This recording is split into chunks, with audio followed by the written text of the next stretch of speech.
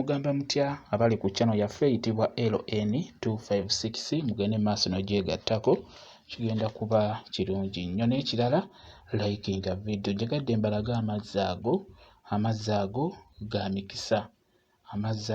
mikisa mwe abagenze nsubira abagenze okulamaga e Rwanda ndowooza amazzi ago nammwe mwasobodde ogasenayo ne mugaleeta.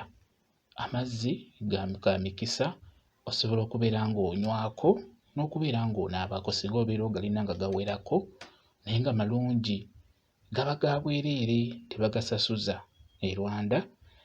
Buli yabadde agenze okulamagga e Rwanda amazzi ago nsuubira wazze nago bwe yabadde alina kidomola kuba babadde bangi, abamu nga balina bidomola, abalina obudomola, kati gwe atalina kadomola oba budomola ogula buguzi kadomola kati ako ka empty kaba ka 2000 ezeeri badde bakatunda 2000 ezeeri e Rwanda.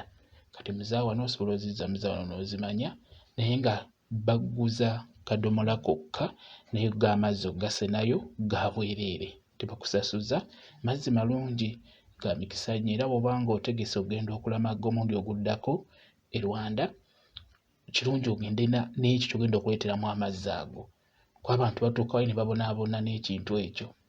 Abasinga baba babitegeera bagenda n'ebidomola ebinene liita 2, liita 10, liita 5 olw'ensonga nti amazzi ago malungi nnyo okubeera ng'ojja nago obeera osobola okubeera ng'onywako obudde bw'obweddembe olw'ensonga nti malungi owaako abantu b'obeera nabo ewaka nabo babeere nga banywako oba n'oganaabako singa obeera ng'ogalina gawerako.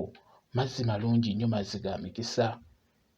Jagadde nga balage mwe bali kubeera ku channel yaffe eyitibwa LN256 mugende mu maaso n'ogyegattako kigenda kuba kirungi nnyo. N'ekirala likinga video mbeere bulungi, mweraba.